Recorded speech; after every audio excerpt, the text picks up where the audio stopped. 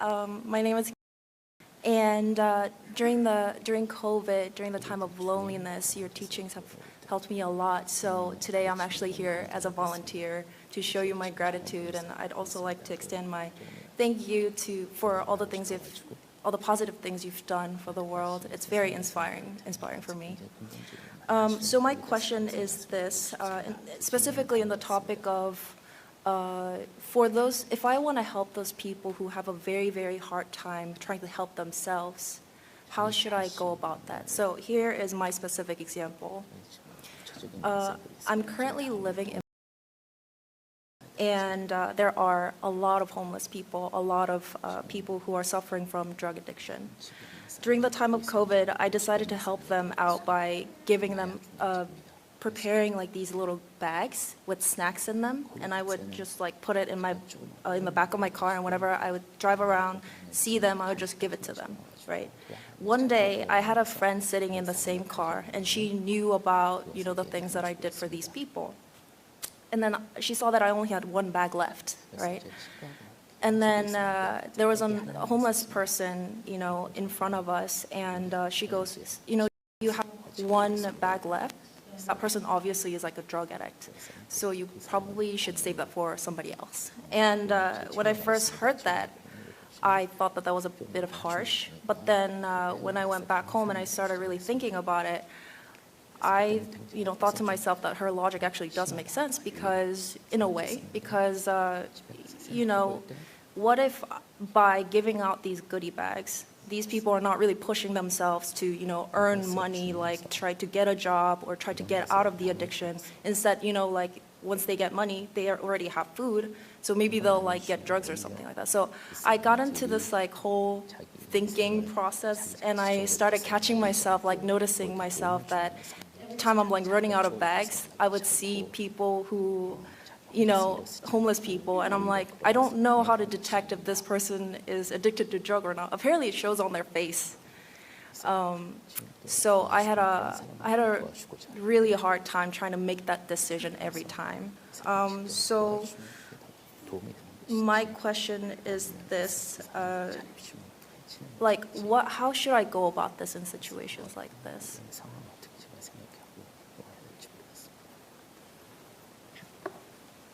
먼저 좋은 일을 하고 계시는 것에 감사 말씀을 드립니다. First of all, I'd like to thank you for doing this good work.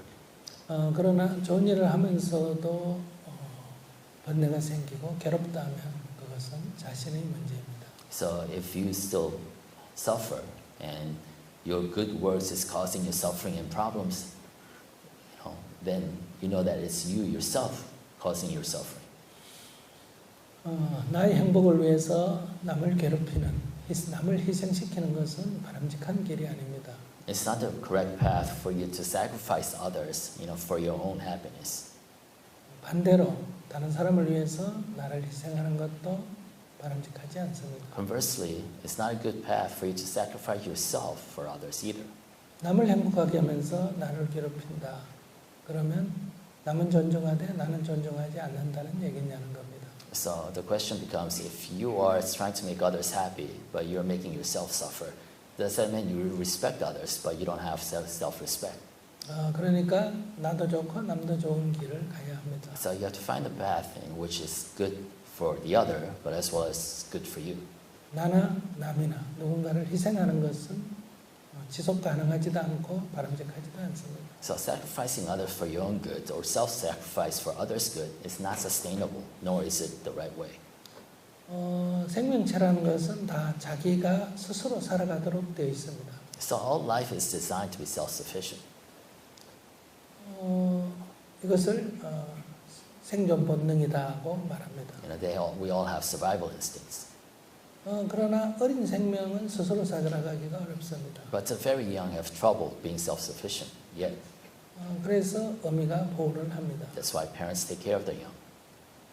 그것을 종족 보존의 본능이라고 합니다. It's the protection of the species, right? 왜냐하면 그 본능이 없으면 종족이 멸종을 합니다. 지속 가능하지 않습니다. Because without that instinct, the species cannot survive. 그러나 새끼가 성년이 되면 어미와 새끼는 각각 독립된 존재가 됩니다. But if they care of the child, becomes an adult, then they become independent entities. 사람의 경우에 아이가 성년이 될 때까지는 부모가 돌봐야 합니다. Human beings, in our case, the parents is obligated to take care of the children until they become adults. 돌보지 않으면 자연의 질서에 어긋납니다. Because if they don't take care of their youngs, then it goes against really what nature is. 만약에 부모가 없다면 다른 사람 누군가가 돌봐야 합니다. If they don't have parents, then somebody else needs to step up to take care of the child. 그러나 성인이 된 뒤에는 돌볼 의무가 없습니다. But that stops once that child becomes an adult. 그러니까 자신이 길거리에 있는 사람을 돌봐야 할 아무런 의무가 없습니다. So in that sense, you have no obligation, to take care of those homeless on the streets. 그러나 돌보고 싶은 것은 이제 자기 문제입니다. So when you want to help them, then it becomes your decide what you want to do. 자기가 돕는 것이 도움이 될 수도 있고 안 될 수도 있습니다. And of course, what you do to help them can help them or cannot help them.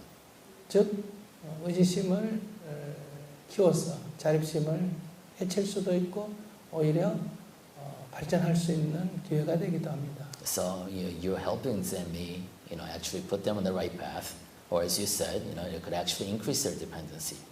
우리가 자연을 보호하는 국립공원에 한번 가보십시오. So let's say a national park. 동물들에게 오이를 음식을 못 주게 합니다. And so there are signs there that says do not feed the animals. 그것은 그들의 자립심을 해치기 때문입니다. Because you are kind of interfering with the natural course of their life. 그들을 불쌍히 여겨서 지원하지만 그건 내 마음이고 실제로는 그들에게 도움이 되지 않습니다. So in that case, we may want to feed them, and we sometimes do feed them, but that doesn't really help them. 많은 부모들이 이런 잘못을 범하고 있습니다. So a lot of parents actually act this way. 부모는 자식을 위해서 돕는다고 하지만은 그것이 자식의 자립심을 해쳐서 평생의 책이 되기도 합니다. So parents, they want to help their children. They say they're doing it for their children's behalf, but they end up, interfering with their sense of autonomy, independence that lasts for the rest of their lives. 그렇기 때문에 성인인 경우는 상대의 도움이 요청할 수 할 때 도와주는 게 필요합니다. So in the cases of adults, fully grown people, it's good to wait for them to ask for your help, before you help. 그들이 음식을 필요로 하면 제공할 수 있습니다. And if they need help with food, then you can supply them with food. 그들이 집을 필요하면 방을 제공할 수도 있습니다. If they need shelter, then you can provide them with room. 그들이 아프다면 약을 제공할 수도 있습니다. If they're sick or in pain, you can provide them with the medicine. 근데 그들이 원하지 않는데 내가 제공하는 것은 바람직하지 않습니다. But if they're not asking for help, it's not always good to actually give them help. Then I actually have a question about drug addiction in the U.S. It seems like from the news, the situation is worsening and worsening. And I've seen some interviews from the people who are currently addicted to drugs, and it seems as though once you get into it, you really cannot get out of it. Like, if they stopped, it will make them sick. Like, I'd like to know how you, as a philanthropist, how you feel about that. What's your opinion on that? 네, 그것은 돕는다게 아니라 치료가 필요합니다. Then it's not help they need treatment. 치료를 해야 합니다. So we need to treat them. 마약이든 알코올이든. Whether it's an alcoholic addiction, whether it's drug addiction.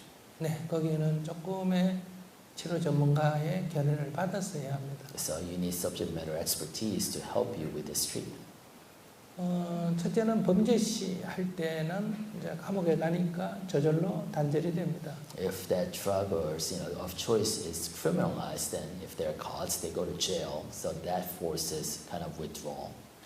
그다음에 환자라고 생각할 때는 병원에 입원시켜서 치료를 해야 합니다. But if you see them as patients, then you have to get them to a hospital so that they can be treated.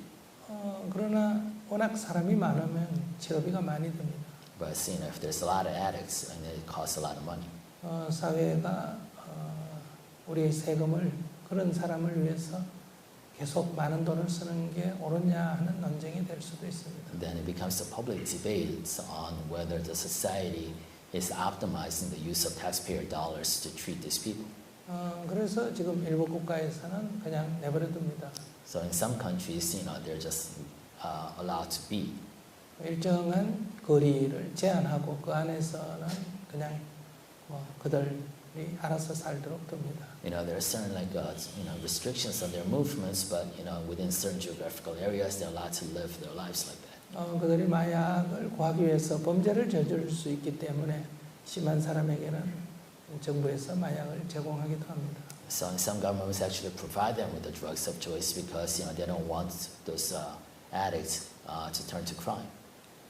이 문제를 완전하게 해결하기는 어렵습니다. So it's very difficult to really resolve this issue 대부분 정신적 질환입니다. because a lot of it are suffering from mental illness. 그러니까 소수로 이 사람들의 어떤 그런 재활 치료를 도와야 합니다.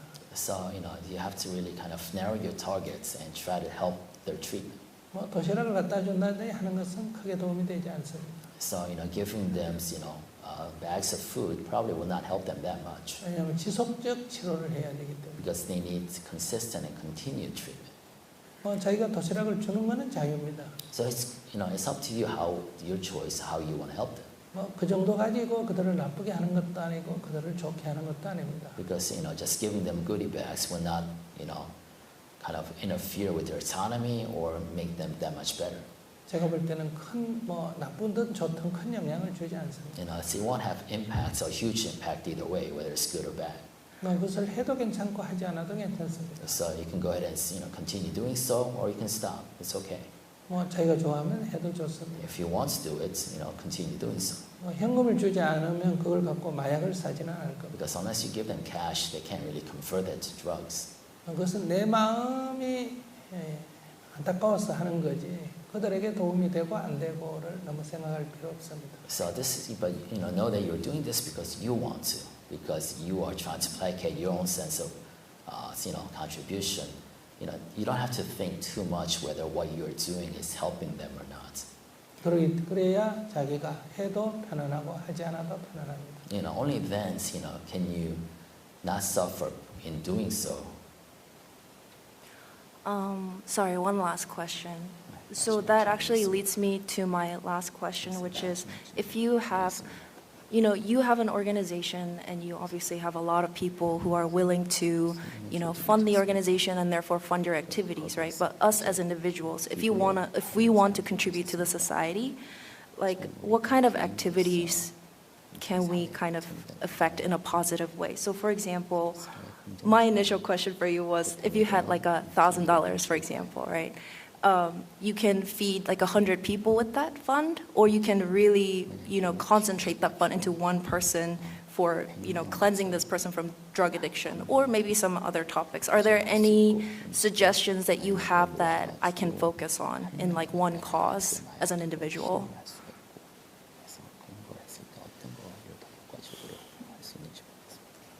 그것은 경우에 따라 다릅니다. It all depends on the situation. 돈을 모아서 단체로 집단적으로 할 때는 조금 더 지속 가능하도록 그리고 조금 더 규모 있게 할 수가 있습니다. So if you do it, you can choose the way that's more sustainable, that can be more consistent over time. 그런데 그것을 유지하기 위해서 유지비가 많이 듭니다. But it takes a lot of money to actually fund that.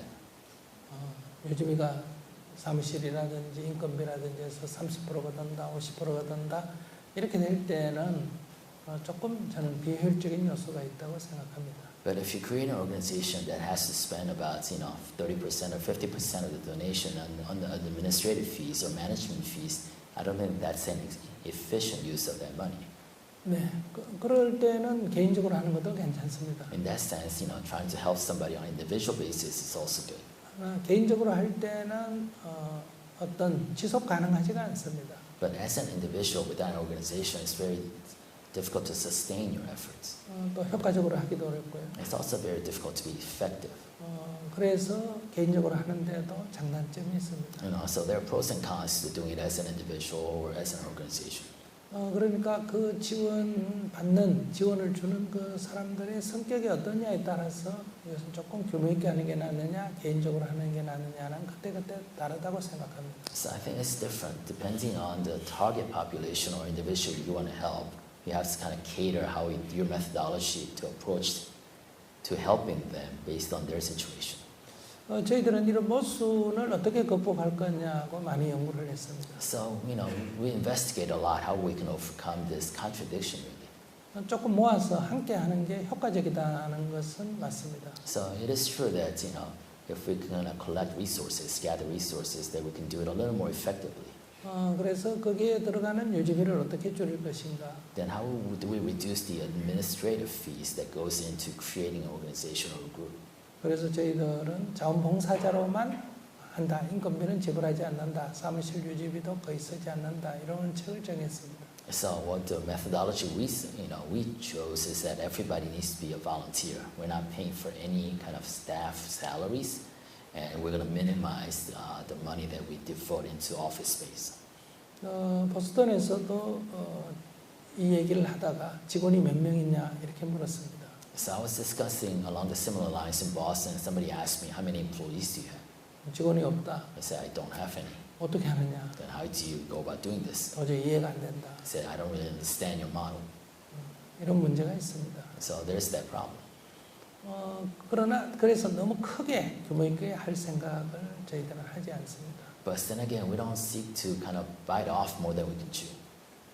그러면 또 전문가가 필요해지니까요. Because if we try to expand our business or help our efforts too much, we need help of experts. 그래서 저희들은 우리가 할 수 있는 만큼만 하지 무리해서 하지 않는다. So we only do what we can do. We don't overextend ourselves. 자원봉사 조직으로 한다는 원칙을 지킬 수 있는 범위 안에서 최대로 해보자. So we only do what we can do that allows us to keep true to that principle in which we only use volunteers. 이렇게 하면 90%, 95% 이상 지원이 가능합니다. So in this model, it's possible to devote 95% of the donation to the actual work.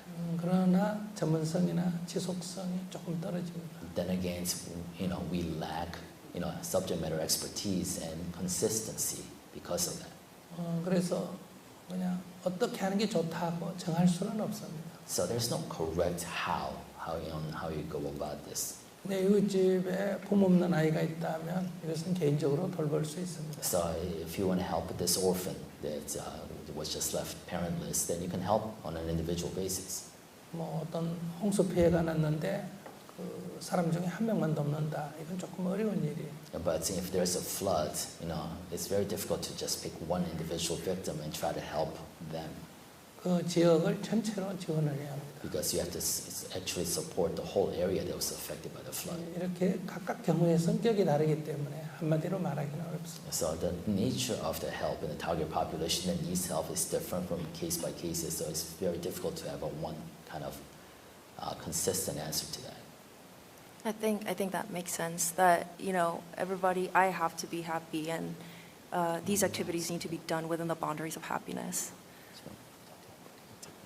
So thank you. That was very helpful. 네.